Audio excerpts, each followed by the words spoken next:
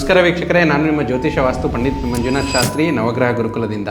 ನೋಡಿ ವೀಕ್ಷಕರೇ, ಈ ಗ್ರಹಗಳು ಮತ್ತು ಅದರ ದೃಷ್ಟಿಯ ಮಹತ್ವದಲ್ಲಿ ನೋಡೋದಾದರೆ, ಚಂದ್ರ ಎಲ್ಲರಿಗೂ ಗೊತ್ತು. ಚಂದ್ರ ಎಲ್ಲಿರ್ತಾರೆ? ಚಂದ್ರ ಅಂದರೆ ಮನಸ್ಕಾರಕ ಅಂತ ಹೇಳ್ತೀವಿ. ಸೊ ಚಂದ್ರನ ದೃಷ್ಟಿ ಯಾವ ಭಾವದ ಮೇಲಿರುತ್ತೆ ಆ ಭಾವದ ವಿಚಾರವಾಗಿ ನಿಮಗೆ ಚಿಂತೆ ಇರುತ್ತೆ.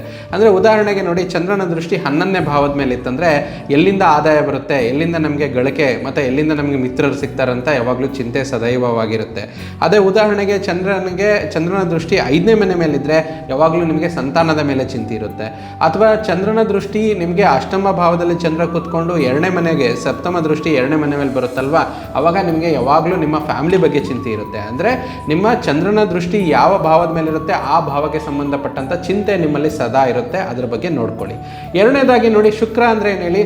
ಸುಖ, ಭೋಗ, ಲಕ್ಸುರಿ ಅಂತ ಹೇಳ್ತೀವಿ. ಶುಕ್ರನ ದೃಷ್ಟಿ ಎಲ್ಲಿರುತ್ತೆ ಅದರಿಂದ ನಿಮಗೆ ಸುಖ ಪ್ರಾಪ್ತಿಯಾಗುತ್ತೆ. ಉದಾಹರಣೆ, ನಿಮ್ಮ ಜಾತಕದ ಶುಕ್ರನ ದೃಷ್ಟಿ 9ನೇ ಭಾವದ ಮೇಲೆ ಇತ್ತಂದರೆ ನಿಮಗೆ ಧ್ಯಾನ, ಆಧ್ಯಾತ್ಮ ಮೇಲೆ ದೃಷ್ಟಿ, ಒಂದು ಸುಖ ಪ್ರಾಪ್ತಿ ಸಿಗುತ್ತೆ ಅದರ ದೃಷ್ಟಿ ಇದ್ದರೆ. 10ನೇ ಭಾವದ ಮೇಲಿದ್ದರೆ ನಿಮ್ಗೆ ಎಷ್ಟು ಕೆಲಸ ಮಾಡ್ತೀರಾ, ಎಷ್ಟು ಇದು ಮಾಡ್ತೀರಾ, ಶುಕ್ರನ ದೃಷ್ಟಿ ಅದರ ಮೇಲಿದ್ದರೆ ಅದರಿಂದ ನಿಮಗೆ ಸುಖ ಸಿಗುತ್ತೆ.